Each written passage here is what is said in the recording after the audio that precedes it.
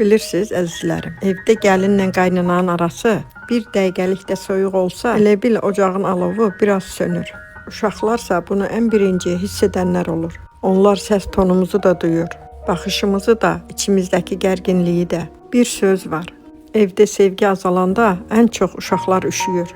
Çünki onların ürəyi çox nazik olur. Evdəki hər soyuqluq onlara sanki külək kimi dəyir. Halbuki gəlin də qadındır, qaynana da qadın. İkisinin də yorğunluğu, ikisinin də incə yeri var. Biri yeni ocağa öyrəşməyə çalışır, biri illərin adətini qorumağa. Biri sevilim deyir, biri qədrim bilinsin deyir. Amma ev dediyin yer yarış meydanı deyil ki. Kim haqlı, kim haqsız, uşağa fərqi yoxdur. Uşaq üçün əsl möcüzə sakit ev, yumuşaq söz, isti nəfəsdir. Ona görə də mən hər zaman deyirəm, gəlinin qəlbini qırma. O da bir ananın göndərdiyi qızdır. Qaynanaya söz atma. O da ömründən pay verib gəlin qarşılayır. Evdə iki qadın bir-birinə dayaq olanda o evə bərəkət də gəlir nurda.